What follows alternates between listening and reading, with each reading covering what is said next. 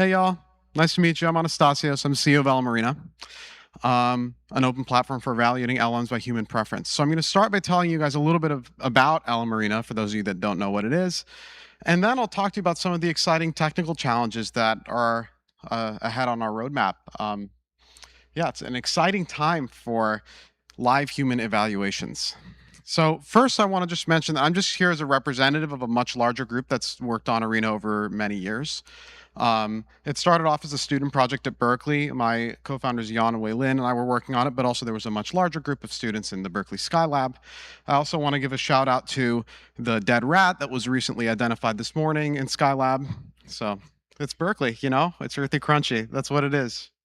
Yeah, 5 Nobel Prize winners in the last month and a dead rat. There you go. Go Bears. Yeah, let's give a hand up Berkeley. Come on. Yeah, great public school. So, a little bit of context for LMArena. And, this is not news to any of you, but with ChatGPT and other generative models, we have humans that are interacting with AI every day. Like the DAO of ChatGPT is now like 800 million or something crazy like that. And so just trying to understand all of these interactions, we need a human evaluation that goes beyond the standard benchmarks that we have. Not that standard benchmarks are not useful, they are useful for certain things, but we need something richer in the sense that it understands human subjective and personal experiences, their real use cases when interacting with AI in this open world way that hasn't historically been the case for machine learning.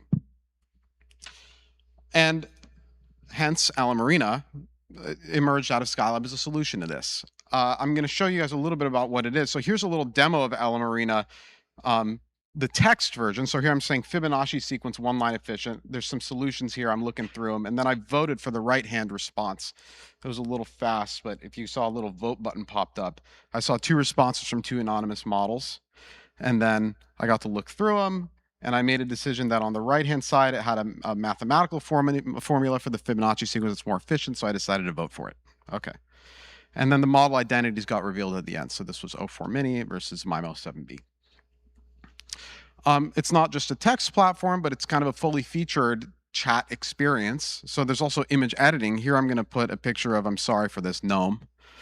And I say make him a Muppet, because I did this during his talk. So we'll see what comes out of here. There you go. So here's right Muppet and left Muppet. There's a clear winner. Come on. There you go. And it's GPT Image 1 Mini, fittingly, versus Gemini. It's great.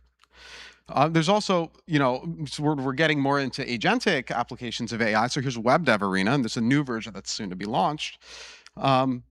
But here you can see the 2 models made a game of Pac-Man. This one doesn't work because it runs through the ghosts. However, you're able to eat the sort of superpower pills. And this one works, but the ghosts get stuck in the box. And they eventually kind of figure out how to get out. But okay, and it looks like it ate one and died. So I'm going to pick B as better. So this platform, you can see it's like an online pairwise preference comparison platform. People can use all these different AIs, frontier models, all in one place. Perhaps surprisingly, and it was definitely surprising to us when we were at Berkeley, there's millions of users of this platform monthly. It's actually quite a large user base. They're giving us hundreds and hundreds of millions of prompts, millions of monthly votes. There's 700 plus models that we have exposed to the platform. 150 plus countries are participating in these battles, 125 plus languages. It's actually massive. It's definitely, like by a large margin, the largest platform of its kind. A lot of the reason why people come, they like using all the best AIs in one place, but they also like seeing pre-release models. So for example, GPT-4o, that model was tested on our platform before it was released on ChatGPT. And that has happened with many models, Gemini models, Grok models, and many others. So our community likes being able to have the experience of accessing the absolute frontier of AI. And we take that data, and what we do with it is we compile leaderboards and evaluations and analytics. So we use certain kinds of regressions, which I'll go into more detail on later, in order to produce leaderboards. So here on the right-hand side, you can see the coding leaderboard, the most recent version, where it's kind of dominated by the Claude models. Yeah, so we use the preference data to do this. It's a pretty simple website. You might be curious, who are the people that are using LMArena? And this should give you some insight into that. This is the distribution of prompts on LMArena. Um, so if you look at this pie chart doesn't sum to 100. It has some overlapping categories, but you can see, like, among all prompts on LMArena, 27.8% of them are in software and IT, 25% of them are writing, literature, and language, 17% life, physical science, you know, tens of percent in entertainment, sports, media, business management, finance, math, legal and government, and so on. So these are a lot of, like, sort of economically valuable industries that end up being represented in the data.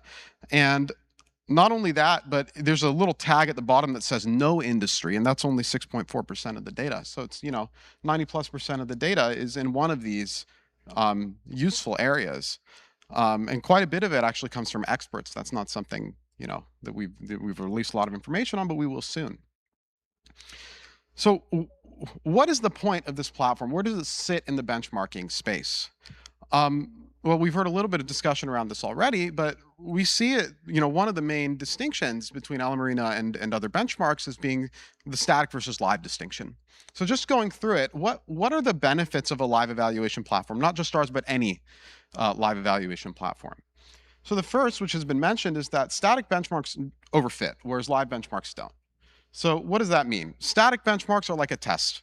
I get a bunch of problems I look at a particular vertical, I collect a bunch of problems for it, for example, multiple choice question answers in law, and then I'm going to make a test, and I'm going to judge models by how well they perform on the test. But if the models see the test, like the exact questions on that test over and over and over again, what ends up happening is that they memorize the answers to the questions on the test, but they don't do well on the actual underlying distribution of questions from which those are sampled. In other words, they're not doing well on the domain, and so the test becomes unreliable. This is actually not true for LMArena. LMArena has millions of organic users that are constantly inputting new prompts and voting, new preferences every day. There's so many thousands and thousands of these. And so if a model is to do well on LMArena, what that means is that new people need to be voting for it, which means that, overfitting is not the same issue as it is in static benchmarks. Another issue is contamination risk. Static benchmarks can contaminate, and live benchmarks, because we have this inflow of new questions, contamination is not the same issue as in static benchmarks. Of course, we also deduplicate the prompts to ensure that this isn't the case. There are certain ways in which static benchmarks have upsides, though. So one example would be the ability to target very narrowly a specific subject area. You can say, hey, how good are LLMs at this particular aspect of medicine? Whereas in live benchmarking like LMArena, what we do is we rely on the organic distribution of prompts that's coming to our user base to govern the leaderboard and the results. They just have different purposes in that sense. And static benchmarks, oftentimes because they're created by annotators who might be paid or who might be graduate students who are kind of insensitive to money, what ends up happening is that you can have really fine rubrics that judge the capabilities of models through static benchmarks. You have somebody really sitting down and like, it's my job to grade this. Whereas in live benchmarking, what happens is that in order to really get the best engagement from users, you have to mine the organic usage that comes from the platform. For example, we don't force people to vote. If we did, it would create incentives that sort of corrupt the leaderboard. People only vote because they want to. That means we have a certain conversion rate. And that data is difficult to analyze because it's binary preference. It's very subjective and so on. So we need to really work hard to extract those analytics. Yeah, and in static benchmarks, you often know who your annotators are. They're paid. Whereas in live benchmarks, it's kind of these anonymous netizens from all over the world that are contributing whatever, and you don't know much about them unless you try hard to learn, which we've been doing. I would say these last three are really challenges of live benchmarking, so that we're trying to dig into. And in particular, I'm going to dig into the first one a little bit in this talk. So the core challenge here is, how do we extract very fine-grained analytics from usage data? What's hard about this problem? The thing that's hard about this problem is when you're looking at vote data, like from binary preference, you're really getting only one bit of information per data point. You're just getting left, right. Sometimes people vote both bad or tie as well.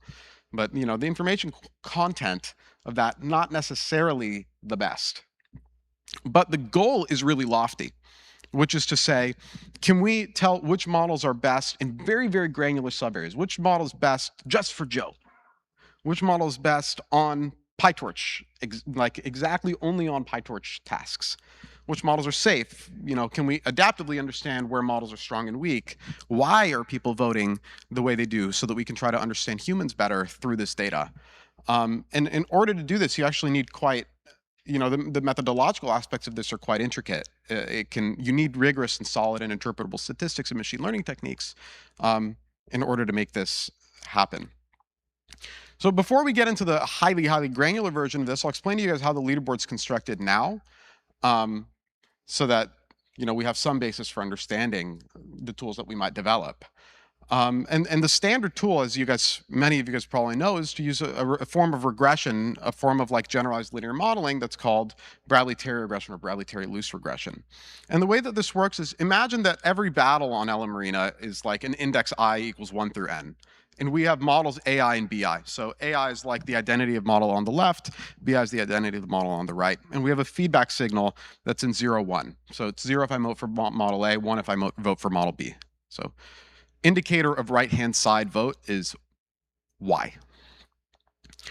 The sort of standard modeling strategy in Bradley-Terry regression is to say that the probability that I vote for the rightmost model is the sigmoid of the difference between the strength of the rightmost and the left, and the right and the left models. So it's like theta b minus theta a for some imaginary vector theta, which I hypothesize is the strengths of every model in my set of models that I'm trying to evaluate.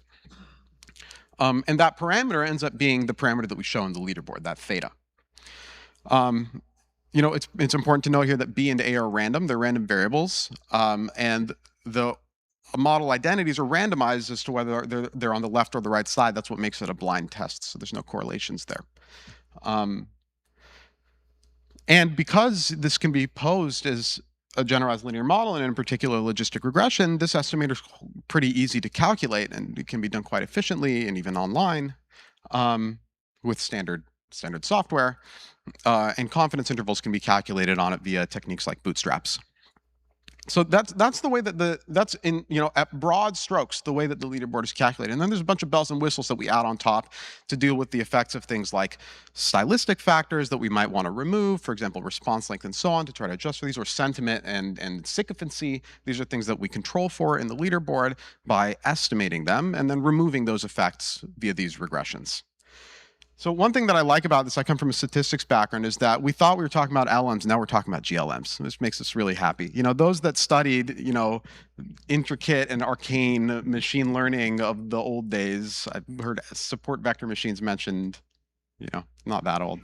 But yeah, these people will like this. I think there's a lot of room for that kind of thinking and evaluation, because you need these parametric models in order to get interpretable evaluation tools.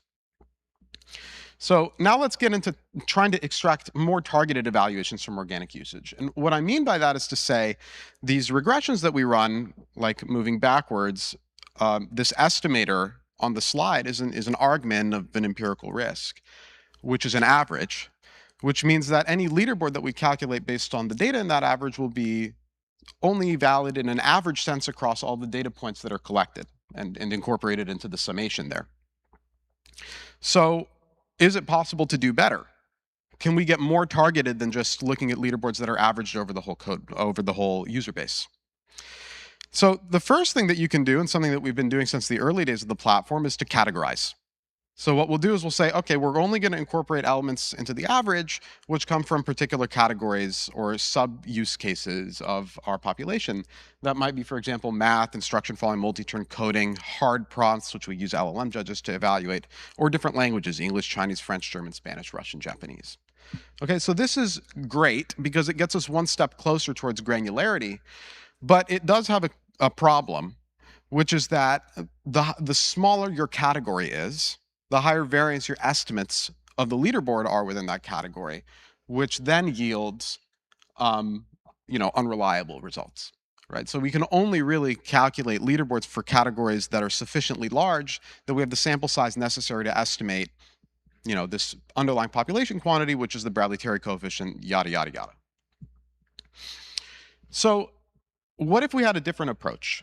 What if I want to be able to give you adaptive rankings that are data-driven and very, very granular? So in particular, what if you give me a prompt, a specific prompt, and you ask me, return to me a leaderboard that's specific to that exact prompt. In other words, return me the Bradley-Terry coefficients that are sort of prompt conditional.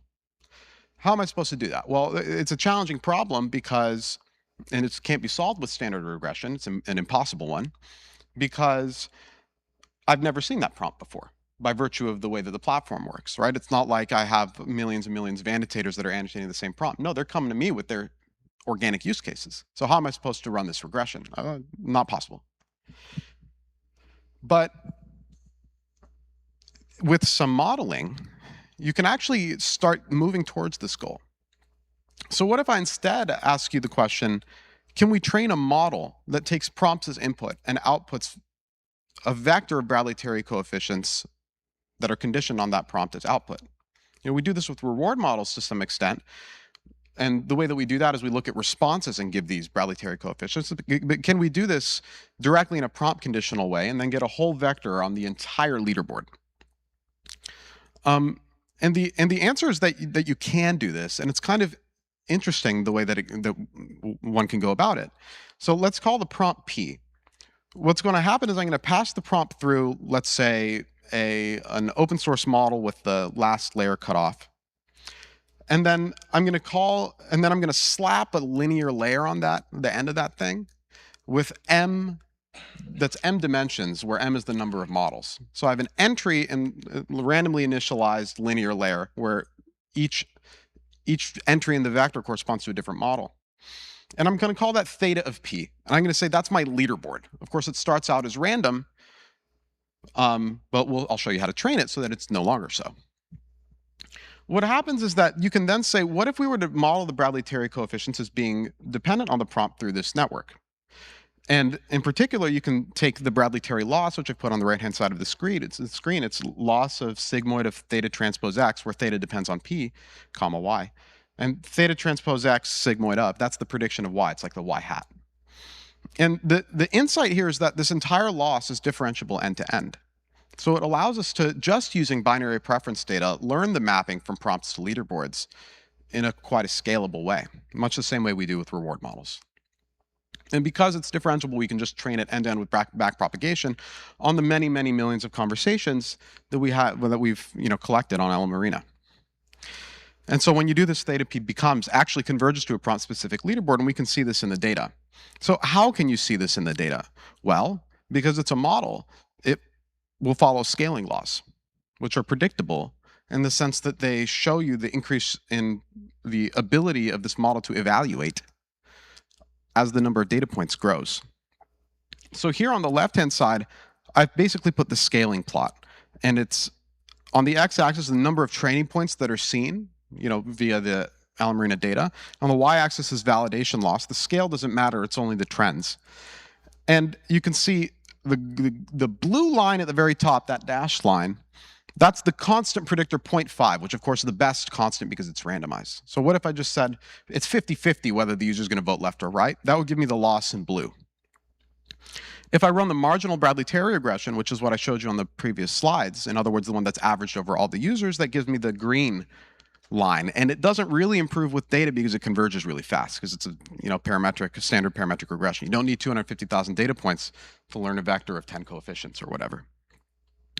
But after that is a sliding scale of models from smallest to largest. And you can see the bigger the model and the more the data, the much, much better your performance gets in the ability to understand which models the users prefer. So on the bottom right, you can see a 7 billion parameter prompt to leaderboard model, which is what we call these things, achieves a much lower loss than the constant predictor. And in fact, the gap between the constant predictor and doing nothing at all is like a third the size as the gap between the best model and the marginal predictor, which is the normal way we construct leaderboards. It's pretty interesting. What are the implications of this? The implication is that on a prompt-dependent basis, there's quite a bit of heteroscedasticity in the preferences of users, right? Like model performance varies a lot depending on the sub area, and in such a way that a second model, a smaller model that might be used to construct these prompt to leaderboard systems, can learn that and then adaptively, you know, route basically between the models. And in fact, optimal routing is, because of the fact that this outputs a parametric form, a vector of Bradley-Terry coefficients, optimal routing is an implication of this. You can actually use the statistical model that comes out of this learned Bradley-Terry vector in order to construct an analytical optimization problem that will do cost optimal or latency optimal routing for you. And I won't get into the details of how that works, but it's not that hard. It's a linear program. So step one, train a model to output leaderboards on the LMArena data. Step two, train a linear model, or use a linear program to do optimal routing. And it works really well. In fact, we deployed it back on the arena, and the Pareto curve shifts out by quite a bit. Pareto meaning, the cost performance trade-off gets pushed out basically uniformly by doing this strategy. I know that routing is, something that we're familiar with the big labs doing, but it's worth saying that the gains are large. The gains can be very large. And returning to the LLM GLM quip, now LLMs and GLMs are friends. We have LLMs that are outputting GLMs. So another question that might be interesting for us to ask is, why do people vote the way they do? We understand how to predict it. We understand how to build these really adaptive and granular leaderboards that can help us understand different economically valuable areas. But then let's get deeper into, what are the factors that decompose human preference? And one of them, for example, is style. This is sort of famously true, and we developed this methodology called style control for our leaderboard. Based on some work on length control from Stanford, that tries to adjust for this. And so there's a well-known human bias that, well, I shouldn't say bias, more of an effect. It's just true about people, that people like yappers. People like long responses because they're, so detailed, so nice, so detailed. Well, even when it might not be true, even when the model is outputting just more words. So how do we adjust for that? Well, you can do so statistically. This veers into the realm of causal inference. And so what to do there is you can actually model out the effect of style by adding it as a regression variable inside your Bradley-Terry regression, fit the parameters that tell you what exactly the effect of different style parameters are. For example, the differences in response length between the two models, the amount of markdown, the amount of bold text, and then subtract them out when you construct a leaderboard. And when you do this, it actually results in big changes.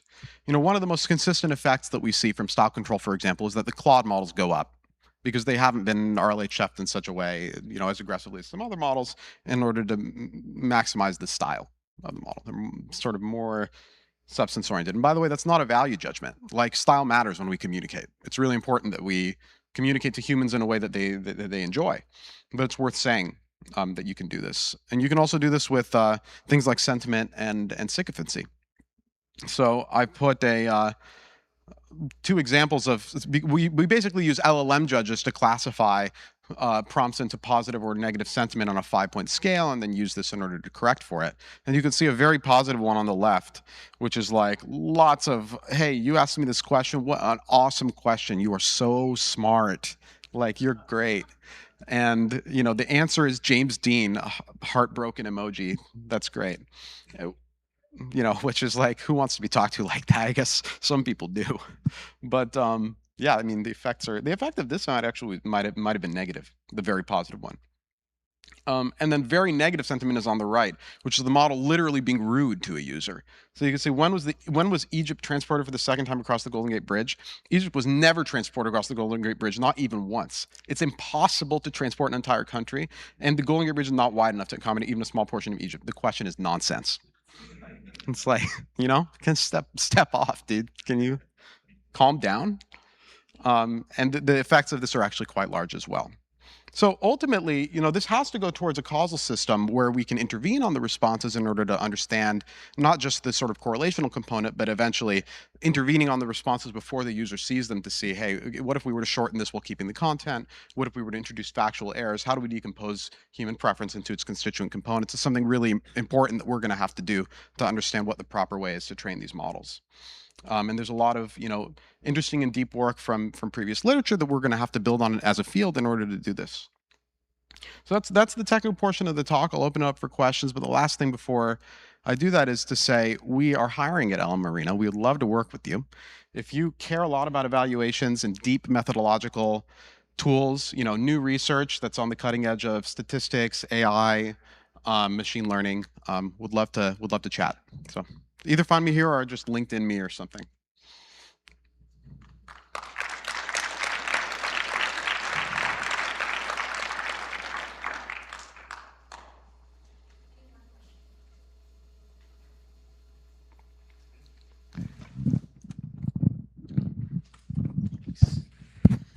Hi. So great talk. I was initially the person who asked the traditional ML question. So yay, stats.